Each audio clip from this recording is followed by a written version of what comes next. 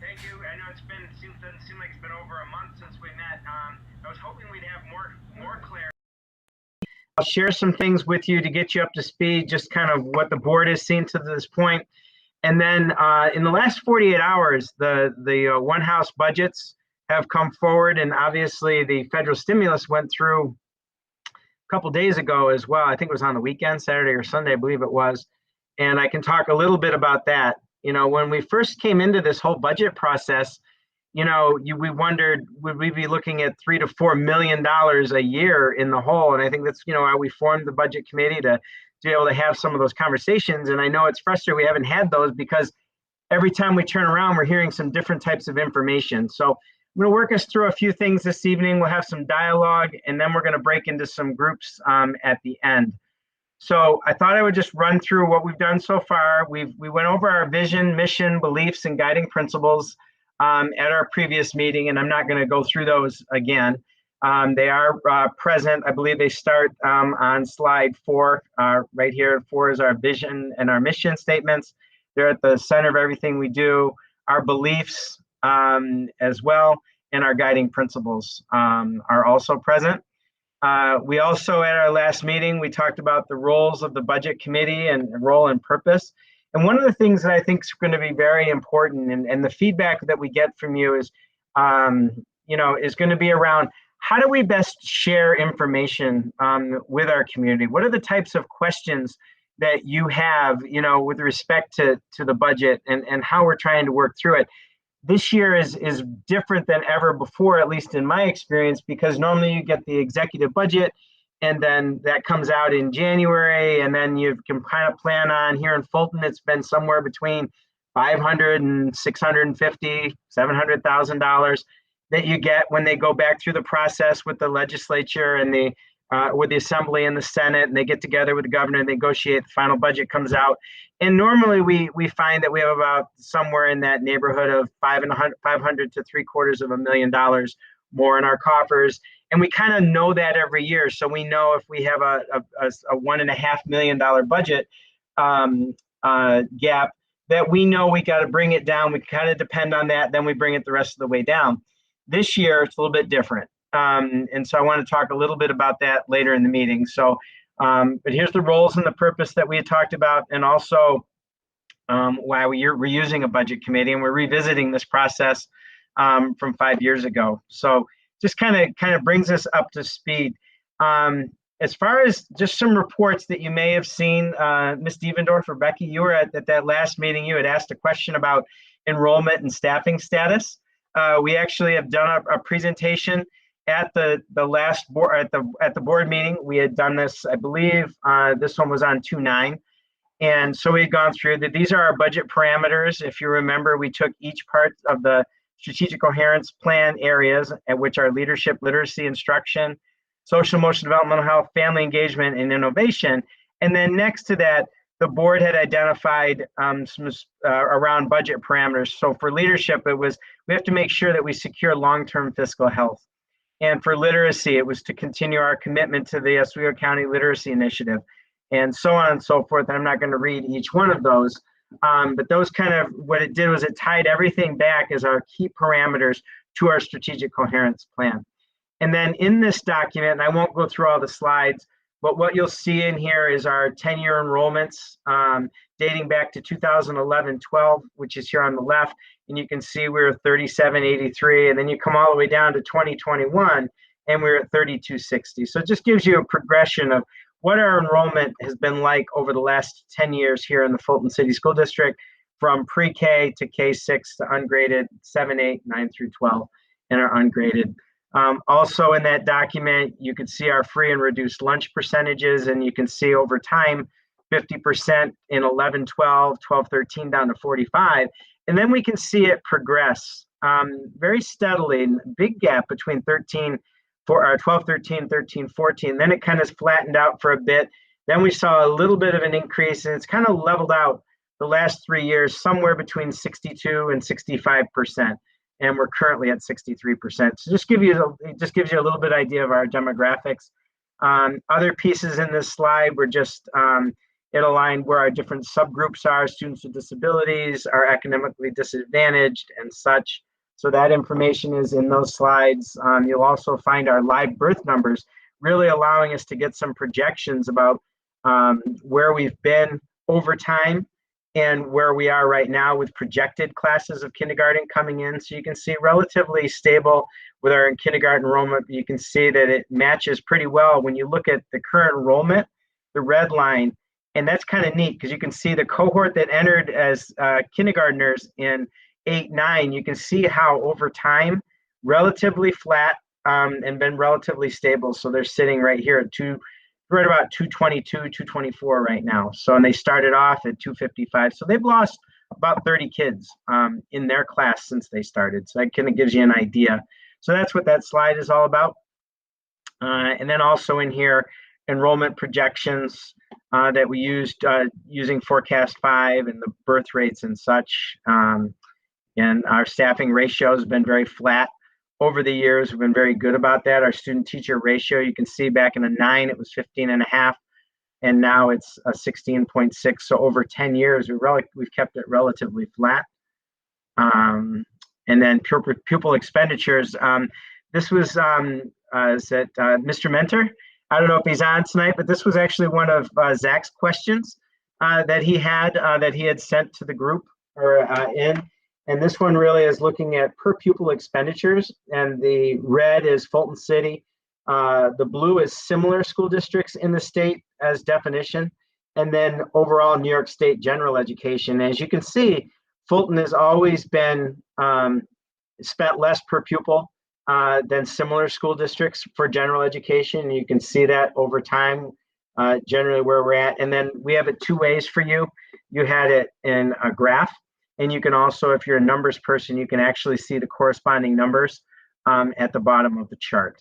So it kind of just gives you an idea that in Fulton, I think we do a good job keeping our expenses in tune, but we also do an excellent job maximizing all of the dollars that we have, with our results. So I think it shows over time we've had a nice balanced over time things have increased kind of steadily.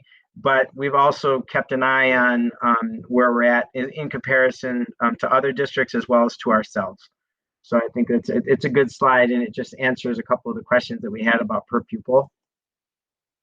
These are the numbers with respect to special education. And once again, you can see a similar projections or actual expenditures over time. Again, a little bit less than our similars. A little bit less from overall state averages. And you can see we had a little bit of a drop. The question I had about that, we lost a very high expense one student that was in a placement that he graduated. So that's part of why there's a reduction here, because we were looking into why we saw that. And that's the reason why we had some students who graduated who were high expense students based on their disability. This is our staffing ratios. That question had come up. So you'll see the elementary staffing, the secondary staffing, the district staffing, and finally the district administrators and the retirements that we have this school year, and then the process that we went through the budget. So I just wanted to tell you that's what you have in that one. So that's a document that you have available just to, if you have questions that you get from people in the community, that answers some of those questions around demographics, enrollment, and cost per pupil right up through the current school year.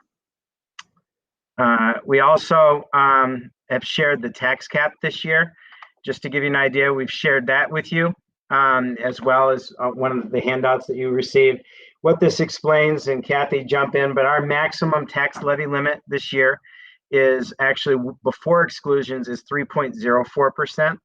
And if we include the tax levy limit plus exclusions, and Kathy, do you want to explain that briefly about what that means?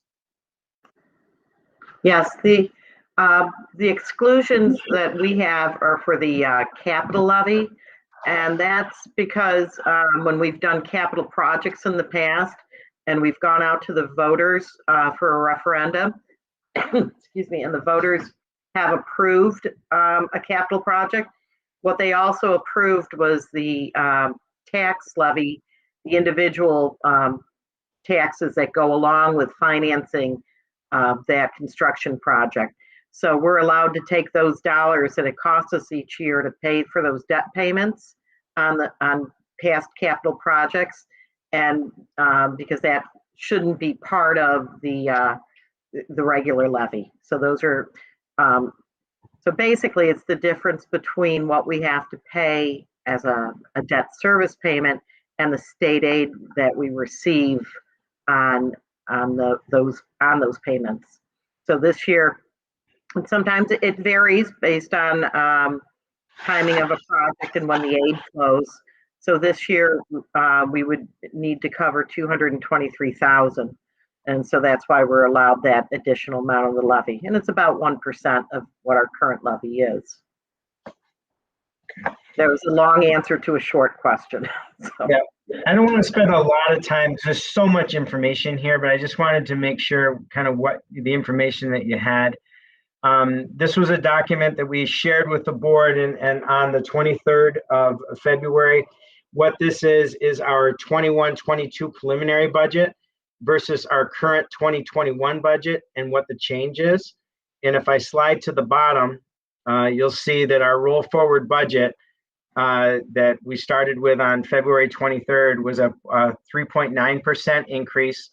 Moved from 73,777 with 73,777,000, which is our current budget that we're in, to 76,684, 347, and that's rolling forward everything that we had. We made some adjustments with respect to healthcare and some other. We knew some contractual things like that we could build in. So we used those parameters to build this budget, which results in a $2.9 million change. And what you can see is the actual changes in the right-hand column. So it just gives you an idea of in each of these function areas, object and function areas, what exactly is happening and what we were doing as far as projections. And then just to give you a reference of what this is, remember that Kathy had talked about what the tax cap was. We also provided a revenue. So this is, the sheet where we actually look at the actual revenues that we have in. And this is based on the actual runs that we received in January. And that's where this gets complex, because right now we've received no more information other than to say this $1.9 million or $1 trillion federal stimulus has happened. We're hearing that could mean upwards of 11.9 million to just about 12 million. It's just under $12 million for Fulton. The question always to me is how much will actually end up in Fulton, and how long is that $12 million applied for? Is it 2 years, 3 years, 4 years? So those are the kinds of things that we're based on. So what this is based on is the governor's initial $3 billion that he increased to education, of which 4.41 million right here was dedicated or was directed to the Fulton City School District. What we did was we took half of that, and that was on the basis of recommendations from people at the state level to really look at this and say, is this going to be for 21-22 and 22-23? So, and initially that's what it looked like it may be. So this budget run, what you're seeing here on revenues is actually half, 50% of the 4.149. The result of that is 2,074,000 right here. If we did 0% tax levy increase, so let's just keeping everything in tune, it would result in a $1,072,000 shortfall. So that kind of gives you an idea of what we were looking at. Now that's with us using 50% of the stimulus funds that were allocated to the Fulton City School District in January in the executive run. All right. And then just to give you a comparison, we did what that would mean with a 1%. That would bring in a tax levy of 1% would increase us to 21,829,000 up from the 21,613,000. The result would be an $855,000 gap in our revenues. If we went to 2%, 639, and if we went to 3%, it would be at 414. So that's not thinking about any revenues coming out of fund balance or reserves or anything else, but it's something we do every year. Our board always requests that, but it's an important piece to know. So then we move forward. I'm just trying to tell our story quickly. On March 9th, what we showed based on the revenues that we knew, which are still the January revenues, and what it shows is in recent years, there's no federal funds. There's 0%. And our tax levy's been right around 28, 29%. And then other in fund balance and reserves, things like that have been 2.8. Now you look at 21, 22, and you see it goes, okay, thank you. There's you'll see that now the piece of the pie is at 2.7%. This represents that $2 million, just over $2 million in federal aid. So now you see, now think about this, when federal aid goes away and if state aid monies, which have decreased from 68.2 to 65.7, if this pie doesn't get filled, this is what you call your cliff. This is your gap right here. And that's what we're worried about. And that's why some of the things that are happening at the federal and state level, which I'll talk about in just a minute, are important. I believe there's a question in the chat. Let's see. I was just what is the reduction under supervision regular school? Let's see. Revenue, this preliminary budget. Carrie, are you in? Let me see. Are you talking in the 2100s? Where are you? Brian, I can answer that one. Supervision is typically where we budget for the principals and other administrators. I moved some of that to 2010, which is curriculum, because we have some of our administrators under curriculum. So it was just a little bit of a switch. You know, we have someone like Heather, who's really falls more under curriculum development than she does under supervision. So we just made a little bit of an adjustment. Wasn't her full salary, we just had to move some of it. So we did look at some minor changes. And Kathy, this question came up at the board meeting. It kind of goes along with what Carrie, this social work services. We had received the question about why there was an $80,000, because there's no reductions in any positions whatsoever in this budget. Right. And this preliminary one. I was going to say, Jerry said it much better than I did, but there is a difference in whereas we have 6 people who perform the function, let me say, of like a social worker type position. We budget them based more on their certification. So they may fall under guidance or what's the other, guidance, social work, or it's possible even under a psychologist. So, I mean, those codes kind of vary from year to year based on the actual people that are filling those positions. Yeah. Jerry, anything you'd add to that? Does that capture, I know you. Just from a, real life example, we have 6 school home liaisons. 4 of them are certified as school counselors and 2 of them are certified as school social workers. So that's accounts for the change. Whoever answered, I can't tell. Penny asked it. Penny, does that answer your question? Okay. Yes, thank you. All right, thanks, Penny. All right. So just take it back. So this is why this is so important about what's going on. I didn't share them with you yet, but this came out yesterday. This is the Assembly. NYSBA, which is the New York State School Board, did a beautiful job summarizing the Assembly One House analysis, their budget, which was passed, as well as the Senate One House. And we will forward these to you. If I place these next to each other and we follow them right down, you'll see they're about 90% similar. And why is this important? And why am I think it'd be a good time to talk about this. Right here in this line, they're talking about increasing the state aid line, that piece of the pie that I was talking about here. They're trying to address that. So what they've done is the governor had made this flat. 0 was the state aid funding. And we've been flat not only 1920, but also 2021 at 35 million. If you remember back on this page, you'll see that the foundation aid was 35,318,000. And if we went back a year, you'd see that this is the same as 2021.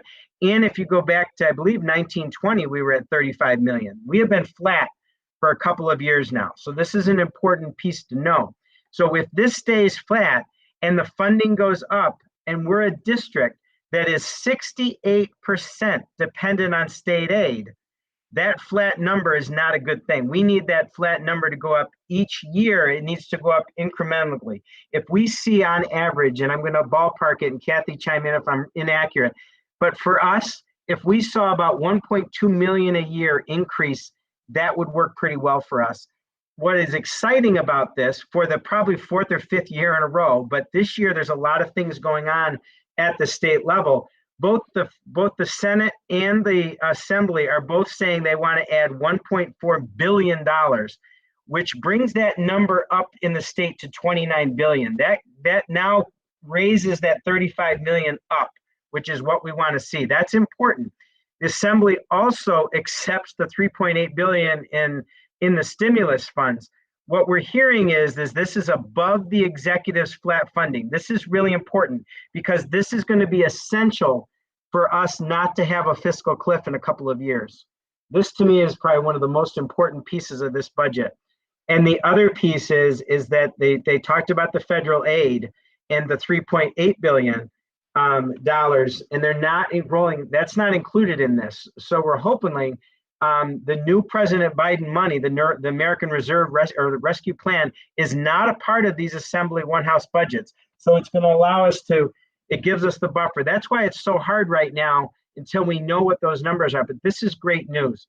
The other piece I want to point out is that this is good. This is the 1.4 again in the foundation aid. And this is really important. This is what I was just talking about, is that it allows us to make sure that state aid comes up. The other thing that's important to know as a budget committee, this is huge, this consolidation of expense-based aids. For Fulton, what this means is it's combining your transportation, your BOCES aid. There are 11 different aids that the governor wants to combine. When you do that to the Fulton City School District, that's minus $416,000. We don't want that. Nobody else in the state wants that. And both the legislature, the Senate, and the Assembly, if I pop I think I'm in the Assembly right now. I'm in the Assembly.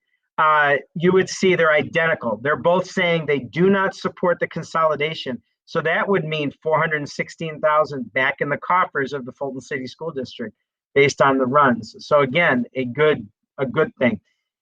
Transportation aid looks like in a positive. Again, they both agree that transportation aid should not be impacted, and we should allow those expenditures from last spring. So this is an important piece. Fund balance flexibility. Right now, our maximums can be 4%. The Assembly is promoting 6%. If you look at the Senate, you'll see in the Senate, they're actually talking about, where are they, right here, 8%. So they're talking, and this is Senator Myers, she wants 8%. We want this.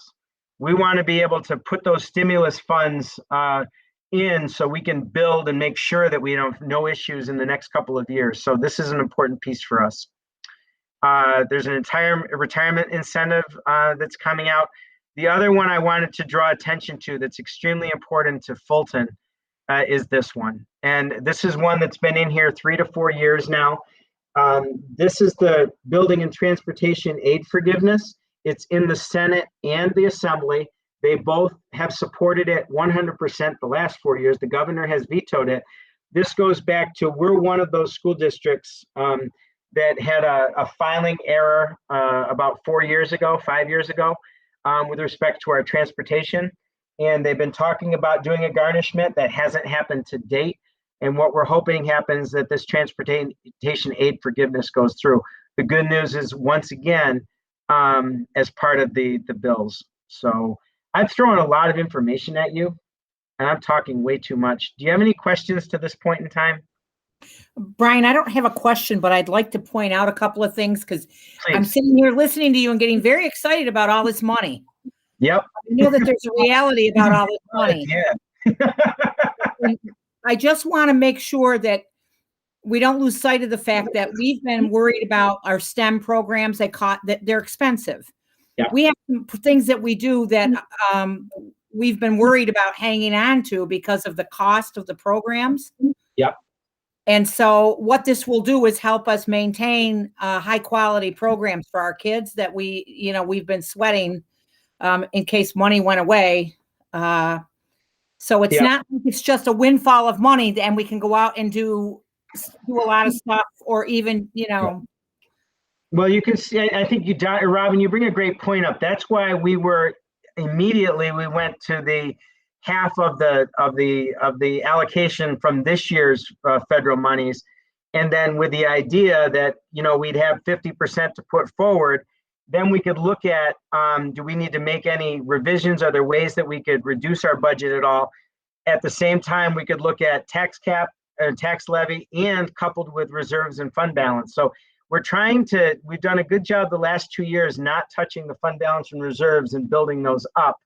And then the idea is that once we get more monies, when we get a better idea on March 31st or April 1st, how much of that anticipated $11.9 million actually comes to us.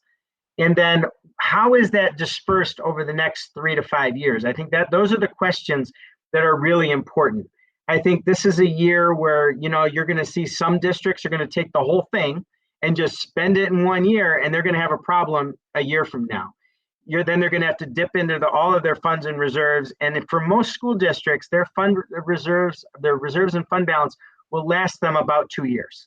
Brian, the other piece, Brian, is we've talked a little bit about, we're hoping that we can do some things to help our kids, help raise them up when we get more kids back in person and we get to spend more time with them and, help fill some gaps for our kids. But we don't know until we see what the funding looks like, what we might be able to do.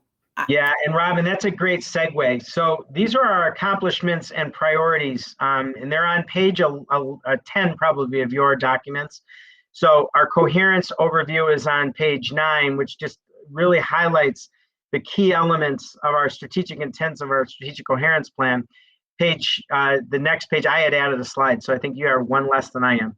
And then these are the budget parameters the board decided on in December. And then what we've done is we moved into accomplishments and priorities. And the things that I want the committee to really keep in mind these are the key elements that we've identified so far, that we've got to make sure that we focus on secure long-term fiscal health. And we're very conscientious of our tax rate in this community. So we're very well aware of that. And I want to share a number with you.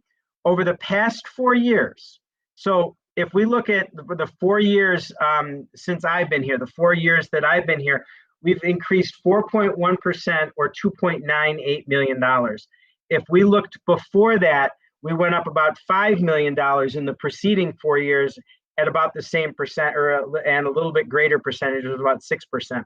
So we've been relatively flat. The other thing is our tax rate stability for the last 4 years has been an average of 1.24%. So it just gives you an idea of what's happened here in Fulton. Have we always worked within the tax cap? Yes. So these are things that are important to our board that we constantly are focused on. A cost-effective education, offering more and stretching our dollars as far as we can. I think we've done that. To see that over 4 years, our budget only went up just under $3 million is pretty impressive, to say the least. And we've been able to maintain almost all of our programs to the level that they're at. So we've done a good job, but we've cut a lot of things out and trimmed. So we're pretty lean. We're doing pretty good with that. We don't have a lot of extra carried in the budget. I think that's important. We don't have a lot of buffer. We may have had a little bit more in there, but we've reduced that and tightened that over the last couple of years, probably a little bit to Kathy's chagrin a little bit. I think we get a little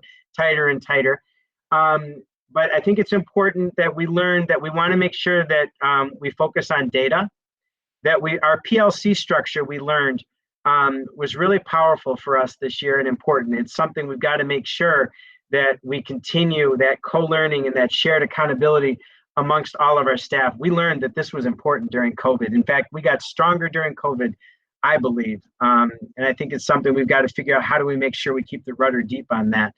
And then we also designed a comprehensive communication plan in our first year.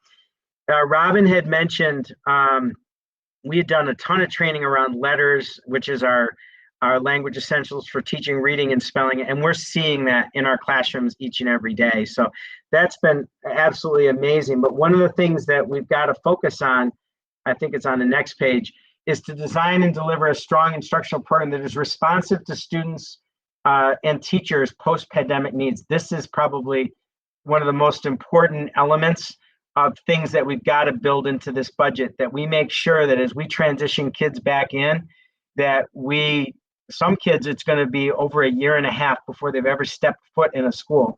For other kids, they've been in, either 4 days or 2 days to this point in the years, and it's going to be going to 3 and 5. But this is going to be huge. It's what are our kids going to need, and what do we need to build into this budget to make sure that that's there?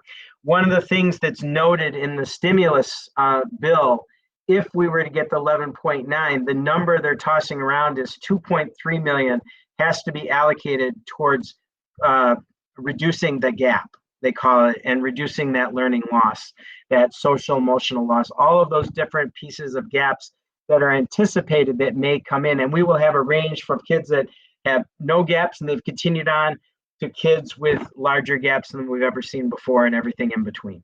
So this is a very important part. Other pieces would be to keep our instructional priorities task force in place, our focus on high reliability schools and coaching cycles. This is something that we've had in place. These are just some items. I'm not going to read all of them. Dropping into social emotional. These were the key elements that we think we have to focus on. Continue to build the staff capacity around SEL and trauma sensitive are going to be essential in this budget. So building in and making sure that we not only maintain, but how can we figure out ways to expand those opportunities and that are going to be necessary for our kids. And I think this other piece is, that positive school culture. Kids are going to come in and we're going to be reintegrating everybody coming together, and the importance of a positive, engaging school culture that's trauma sensitive will be paramount. Kids are going to bring in a lot of experiences, and in the past world, we would be dealing with those on a daily basis. For some of our kids, there's going to be gaps in those opportunities, and it's going to have impacted them different ways. So we want to make sure that's in there. So that's a priority. On the next page, it talks about our family engagement and innovation. And again, I'm not going to read through all of those, but some of those are successes that we want to keep going with. And then we want to continue to do some things. TransFinder, for example, here at the bottom, kind of goes to a question that one of our committee members had sent.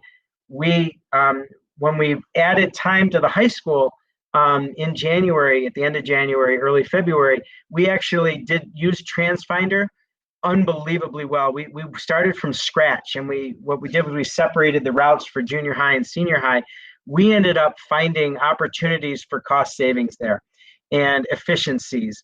And we're in the process right now of applying that to the elementary, and we're creating what I call ghost runs, but separate runs to really think about how we can maximize that. So it goes to, I think it was Becky, you had that question at the last meeting.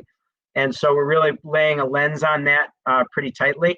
And I believe that's going to help us with our efficiencies, not only in arrival and dismissal and keeping our kids getting here on time and maximizing time for instruction and social emotional supports, but it also economically should help us as well. And we're also taking a look at some of our unique runs like McKinney-Vento, DSS runs, Department of Social Services and such. So that kind of gets you up to speed of kind of where we were at. We're going to expand a little bit on accomplishments and priorities at the coming board meeting because we're still in the process of fleshing that out.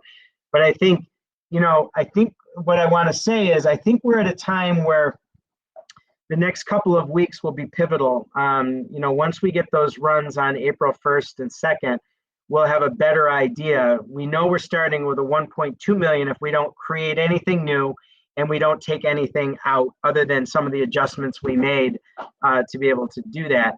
And then with anticipated contractual costs, we were able to do all of that. So we're in good shape, as far as knowing that. The question will be, once we get those dollars, how do we create a fiscal package that we can feel confident 3 or 4 years from now that we're building the ability to have a good foundation regardless of what happens in the state. Hopefully there's not a COVID-2 or 3 or rendition or whatever down the future here, that we make sure that we're poised not only for 21-22, but 22-23. And then as the other federal stimulus comes in, that should allow us, once we know how long we can work with that money, then we can do a really good projection. The other exciting part that I didn't talk about was that if you look in this Senate bill around the foundation aid, this last sentence is really fun. And I think if this happens, we should be very, very happy. The Assembly also proposes a 3-year phase-in of foundation aid to ensure that all districts are, quote, fully funded. I want to drop a number to you, fully funded for the Fulton City School District. So you remember we were at this 35, I think it's on this one, right? Where are we here? Right here. 35,318,000. If we're fully funded, this number actually is 41 million to 42 million. And that's every year. So fully funded for the foundation aid formula for us is a very important thing. So I know they've been fighting for full funding, and Robin, they were probably fighting for full funding 20 years ago, 30 years, when you first got on the board, you know, but this is big. I don't think people realize when they talk about this line, probably out of all the lines in here, if you said, Brian, what sentence in this entire document of 5 pages, full funding of the foundation aid formula means significant millions of dollars to the Fulton City School District every year. Its status, it stays there, it increases from there. So this is this fully funded for education, this is very important. Brian, I'm going to rain on your parade again. Please do. It stays in there till the next group comes along and takes it away, because we've seen it go up and we've seen it go down. Yep. And no, I'm excited that it might go up. But again, in that federal package, I've been reading language about improving all of the infrastructure for remote learning, because there are a lot of gaps. And so I don't know how much, again, I'm concerned about what strings come with the money and where they tell us it has to be spent. So I'm hesitant to get too overly excited. I don't mean to be I agree with you, Robin. I want to make sure that people understand that when we're advocating, this is one of the areas that when you're talking to politicians or people in the community, that to advocate to make sure that full funding is extremely important. This 8% is important. And for me, the third one that's probably is this consolidation of expense aids cannot be allowed to happen. Right now, that's the biggest one, because that's a new takeaway. So that's really big, because that was a new takeaway this year. Yep. And the other piece that they're not showing in here, and I can't remember if it's in here somewhere in here, but they were basically saying they don't want him directing the STAR right here it is. The Senate rejects all of the executive function or proposals around the STAR program. So they really went at a number of the things that the governor had built into the budget. And I'm hoping that that's another one that's important, because we do get funding through the STAR. That's been a part of our funding for years and never been. And all of a sudden, he put his eyes on that as well. So I've done a lot of talking. I didn't really want to do that, but there's a lot has happened in the last 72 hours. Yet the one thing I don't have, and I wish I did have, was a more definitive number. And as Robin was saying, a very clear understanding of what those connections are. What are those stipulations behind those dollars? How long are those dollars allocated? And so I think it prudent would be, to look at what would be a good dollar amount to spend out of the federal stimulus, and then projecting out. We know that our budget goes up about $1.5 million to $2 million a year just for the cost of doing business. So we have an idea every year of what that is. So what we wanted to do was we really wanted to break into small groups tonight, but I'll take any questions from the group. But we were going to break into smaller groups. We're going to try out, see if Mr. Lisi can really run this technology that we have out here. What are the top 3 questions that members of our community need answered regarding the school district budget? And what questions do we need to explore for strategic or long-term budget planning? What are those things? So I asked that example would be, I asked that question to 2 principals today, and they had a little bit different answer, but you could tell they were very specific to their buildings, which is exactly what I would have anticipated that they did. And it was good. They had a good handle on, they said, you know, if I were able to add anything to my budget or to this building that we need in anticipation of the gap, this is what I would do. And they really came up with ideas that would be sustainable and would build our capacity. So I was proud of that. So, you know, they looked at their staffing, they looked at the types of positions, they looked at approaching things a little bit differently. We talked about coaching. There's a lot of different things. But those are the 2 questions. But I've done a lot of chattering, and I'm pretty good at that for 42 minutes. But and they're putting everybody to sleep, and I apologize for that. So are there any questions from the group before we break into smaller groups to have some discussion around these 3? We'll do that for about 12 to 15 minutes, and then what we would do is come back as a group and discuss next steps. I would like to discuss the possibility of an April 8th meeting to get it on the books, because I'd like to propose, and Robin and I haven't talked, but we had a tentative budget workshop scheduled for April 6th, and the timing might be absolutely perfect. Once we get those figures, have a budget workshop with the board, come back to the budget committee, go back to the board on the 13th, and then we've got till the 20th to ratify a budget. So that's the idea behind this madness. So just to kind of give you a little snippet of what I'm going to talk about when we get back. If there are no questions, Dom, you want to lead us through this to how we get there is a question. 1 second. Wait. 1 second. Becky's got a question. Yes, I do have a couple questions.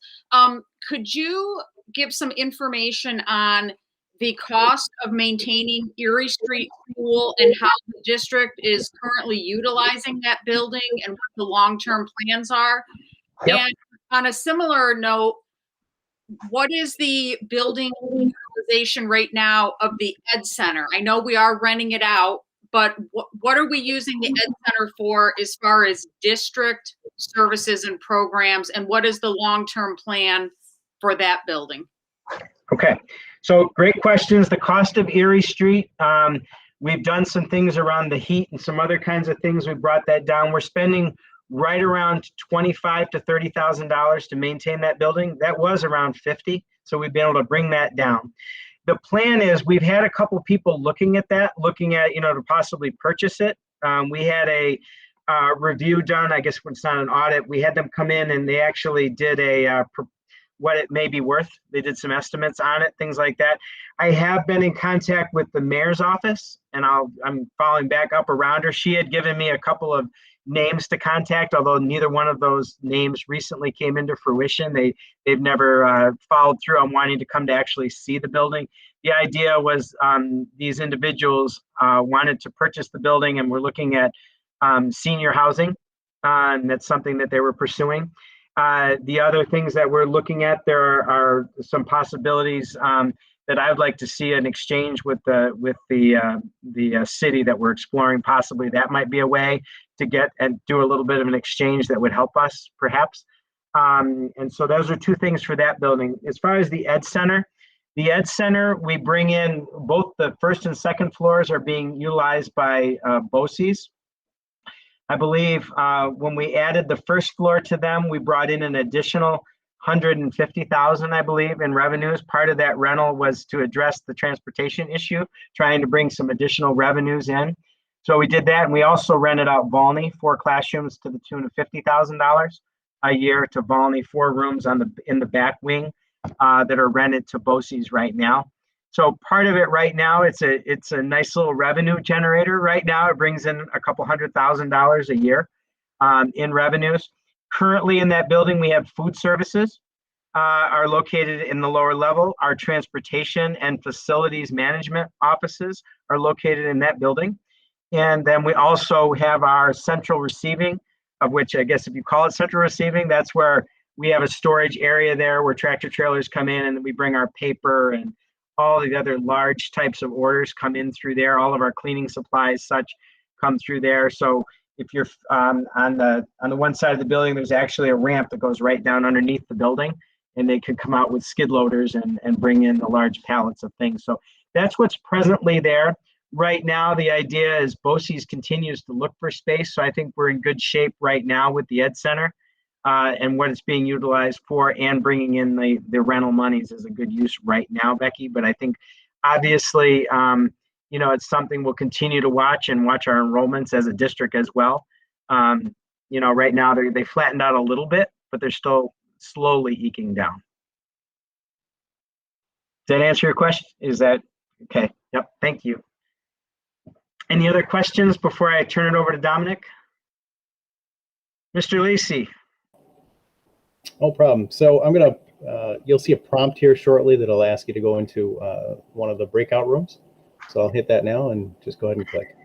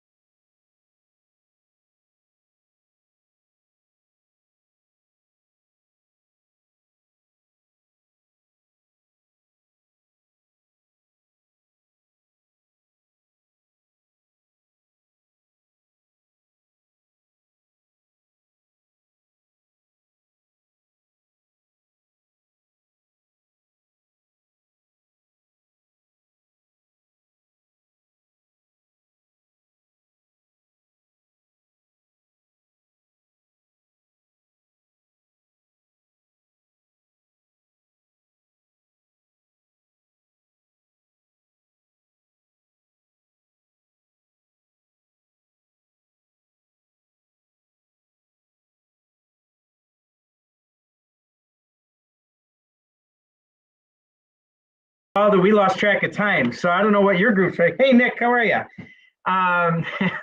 New Brista. So our conversation was absolutely fantastic. Is there anything anybody would like to share from their groups? I was with Becky, Robin, Kathy, Mr. Horton was my group. We had a great conversation about these questions. You know, for us, it was just, I think the biggest thing we took away that I took away in summary would be, we got to make sure that no matter what we do programmatically wise, or if we have to do a tax levy or the federal funds, is that people understand the why, you know, the why behind the money, how it's being applied. Why are we making the decisions we're making to maybe build fund balance and reserves? Or why are we proposing to do this? Or why are we only using a certain amount of the federal funds? Because, so that was a big part of our conversation. I don't know if any other groups would like to share. That was kind of, we talked a lot. I had a power group. I enjoyed them. That was fun. But others, Jerry, you want to share anything from your group at all? Or I assume you were a group leader. I don't even know who the group leaders were. Dom and I were together, and our group really focused on the questions at the beginning. What does our community need to know? One thing that came up is a lot of the theme is the impact of the pandemic. So how our budget priorities address any learning gaps that have resulted? What is a long-term plan to maintain district services after any influx of federal aid that might happen goes away? And a misconception in the community may be that the district actually saved money during the pandemic and we didn't spend money. So how do we share and educate the community about the actual cost of the pandemic so that they understand that we did not save money as a result of the pandemic? Yeah. And then the longer term strategy is really about sustaining our what we've learned, the good things that we've learned, like our instructional technology. Do we need to plan for PPE and physical distancing still, and what is the impact on staff and space and the resources that we have? Again, going back to, if the federal funding is only here for a year or two, how do we replace that revenue, or how do we reduce spending to make up for that? And then the question of online learning, is online learning here to stay, at least for some students, and how do we integrate that into our instructional program? Great. Thank you. Mr. Carroll, are you on there anywhere? Was it you, another one of the groups, I assume? Yes, we're back. Hi, how are you? Good. Dan and Penny and Brenda Sorry and about that. Tina. My mic and camera got bounced off. All right, we were just starting to share a little bit. You caught the tail end of what Jerry's group was. What we're gonna do is we'll consolidate all those pieces. Our group really focused on very similar things that you were hearing from Jerry's group as well. So Donna and Dan's group, or Dan's group, what were the key elements that you discussed? Any highlights that you'd like to share with the group? I would say as a theme, the group developed questions that relate to how we as a district anticipate our needs, particularly post-pandemic, with regard to the next budget, how we ensure that our programs are adequate to meet those needs.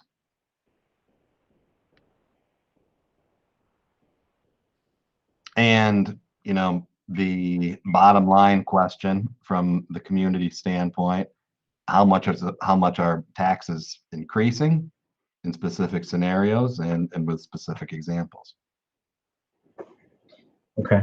One of the ones I didn't go over tonight, it's in one of your collection, actually showed some examples that we always share with the board every year of a 0%, 1%, 2%, just to give you an idea. Those are part of that. It's actually the only one I didn't put up on the screen, but it was in the attachments that you got for the meeting as well. But gives you an idea. I think you can see what those are. We do those every year to give you an idea. So when our group did bring up that this Fulton city of Fulton is doing, they're looking at reassessments and all that kind of thing at the same time. So just that will create another question in people's minds about what that means. So, okay. Were there 4 groups or 3? That's 3. there was a fourth group. Who's the 1, 2, 3? Right? Dom, did we have 3 or 4 groups? What did you end up doing? That's it. There's no holdouts. All right, there's 3. Okay, so we'll pull that information together, and very good. I think as we move forward over the next couple of weeks, those questions are the questions. I think the group really hit on the things that we've got to hit on. How do we tell the story to this community about how are we going to ensure that our kids are getting everything they need and our staff the supports they need to be able to accomplish our vision, mission, and each one of our strategic intents. Because if we can accomplish those things, good things are going to happen. And I think we just got to work through it. Hopefully good news will come in the form of parameters from the federal monies that allows us greater flexibility than not. And it'll allow us to really project out, hopefully over the next 3 to 4 years, that we know that we can not have to worry about budget as much as making sure that we've got the right fuel that we have the dollars to fuel the work that we need to do. One of the things I thought about was because the time frames are starting to tighten up a little bit, and I was hoping we'd have more information around the federal stimulus about some of the parameters associated with it, but it looks like we've not until April 1st are we really going to get a clear amount about what that may look like. I'd like to propose, and Robin, I hadn't talked to you yet, but I was going to propose to the board, at the committee about possibly considering April 6th for the budget workshop for the board. As we get clearer numbers, my team is planning on April 5th to really dedicating most of that day to really digging through what comes out of the governor's, what comes in that final budget run. And we can put together a package for Tuesday night. And then what I'd like to do is on the 8th, which I believe is Thursday, if my calendar is right here. If the team is willing, I'd like us to come back on April 8th, maybe at 6 p.m. to the budget committee and really be able to share the story about where we're at that point in time, and really answer some of those questions that might be glaring and help us process through that next step. And then what we would do is take that information, work through that next 4 or 5 days, come back to the regular board meeting on April 13th. And then either we're in really good shape and we're at that point, or we have one more week. We'd have to ratify, Robin, by the 20th of April. So that would be kind of the time frame. Is the group amenable to coming back and taking a look on April 8th? Brian, I may be the only person impacted. If so, go ahead. But I'm hosting a student parent forum for the incoming freshmen on the 8th at 6 p.m. But if I'm the only one impacted, that's fine. Donna, what I can do is, if that's the case, I can get you up to speed. Yep. I'll give you a tutorial. I just want to make sure so there's no 8th grade parents here, right? I would just want to ask you a quick, Nick, I'm okay with the 6th. What do you think, Nick? You good with the 6th? And Brenda? For a budget workshop. I'm good. Is Brenda still here? Yes, that's fine. That's fine. Okay, there's 3 of us, so let's make it a go for the 6th. All right, so what I'll do is in tomorrow's daily update to the board, I'll start listing that down as a tentative date, and we can discuss it and finalize it at the 23rd board meeting. Great. So that would be our time frame. If you hear from people in the community that have questions, or please have them write into the clerk or call our office. More than willing to talk to anybody about these things. And now hopefully we'll be getting outside more with athletics and things like that. I'll be running into people more outside. Maybe that's my way of really communicating. I strike up a lot of conversations that way. So that's another vehicle, as well. So, but again, after the 8th, and that once we ratify, then we would really go on the how do we communicate, maybe make sure over that month from mid-April until mid-May, making sure that our community, and I'm already thinking about your questions this evening, need to be incorporated into our budget forum. A little bit different instead of me, and try to make it a little bit more real for people this year, not just reporting the numbers, but really trying to tell the story in a way that makes sense for them. So, Alrighty. Well, I appreciate your hour and 20 minutes. Our goal is always somewhere between an hour to an hour and a half. So I appreciate your time. The questions were terrific. I actually like the small group, did that kind of work for people tonight? Did you enjoy that kind of getting into the small groups? Okay. So looks like it's a positive. So we'll try to build that in. I think we get more in-depth conversation when we break out a little bit. So which makes sense. And with that, thank you and enjoy your evenings and hopefully good news over the next 2 weeks.